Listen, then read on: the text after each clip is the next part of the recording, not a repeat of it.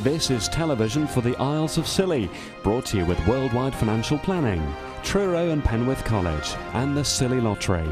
From Radio Scilly, this is scillytv.com.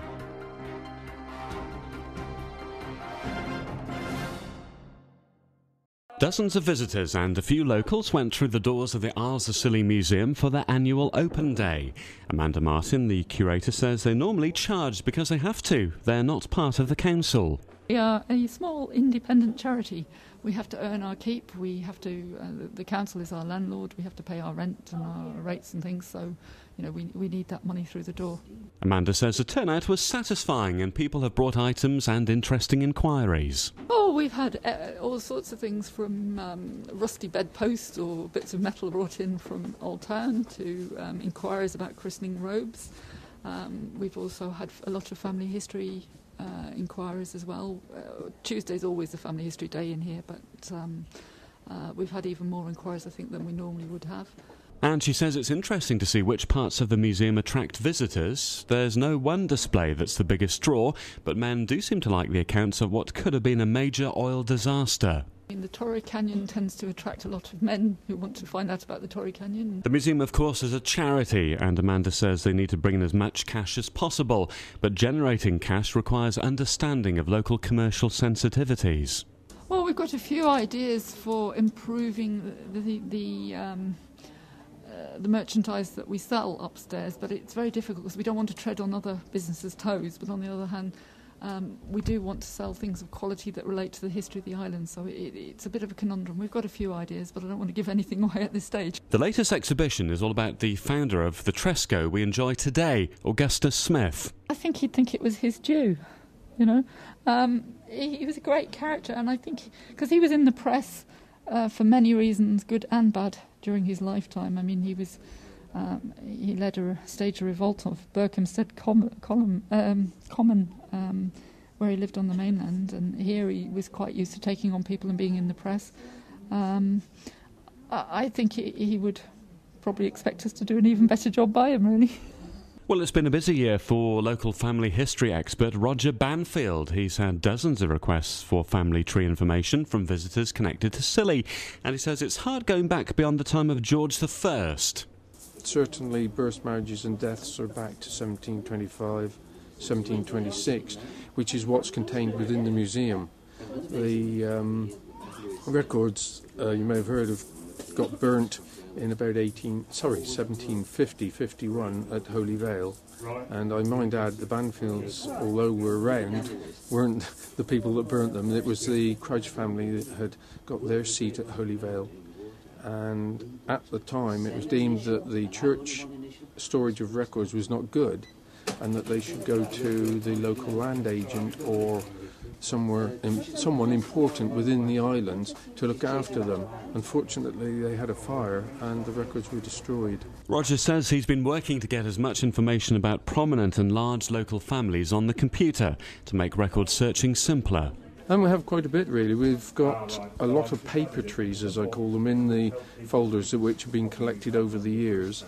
Part of the project of the family history groups being to put the paper trees onto the computer so that they're readily accessible, they can be reproduced very quickly, and they're readily searchable instead of, sort of thumbing your way through all the paper trees, which can take an age. Roger gets requests from all over the world because Scilonians were a seafaring race and travelled far and wide.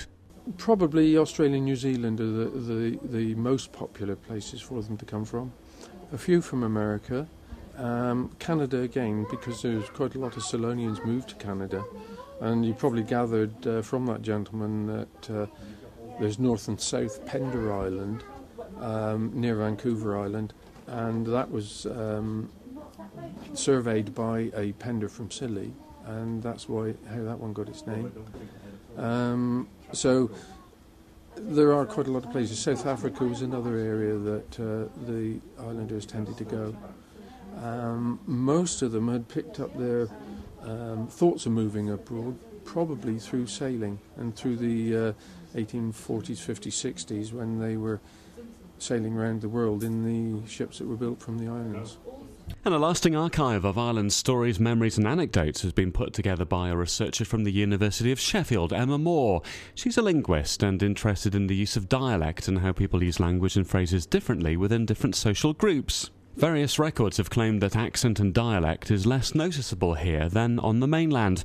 Emma says the amount of trading in the past and our level of education could account for the fact that Ireland native speech doesn't sound so Cornish. You do find people talking about Scilly in various historical accounts in terms of the language, and what you get is people saying that the dialect on Scilly is more standard than the dialect on the mainland. The islanders are better spoken, they have sort of purer forms of English. All these kind of phrases are used right back to the 1700s.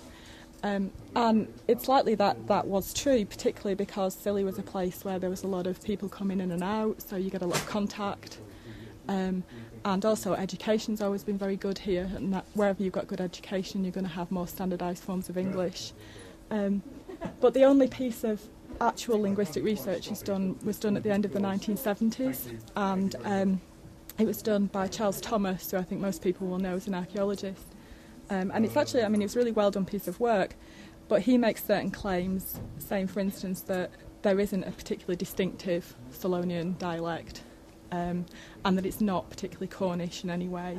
Emma's been putting video recordings of islanders living and deceased, made by Mary Bushell, on the web as a community resource. There are around 40 interviews that are in the archive, and they're interviews that were done predominantly by a woman called Mary Bushell, who volunteered for the museum and went out and did the interviews. And Emma says she'd like to get more people volunteering to make recordings as a long-lasting archive. They're predominantly with people from St Mary's, but there's a range. There are one or two from the off-islands, so one of the things that we want to do now is to get more interviews with people on the off-islands, particularly with older members of the community, about their memories and what it's like to be an off-islander and those kind of things. And for the future of the museum, well, Amanda says she'd like to get more volunteers so they could extend opening hours. We do have a problem generally. We have a wonderful band of volunteers that they do us proud, but we haven't quite got enough of them for regular staffing duties. So, anybody who would be interested to volunteer is more than welcome to come along.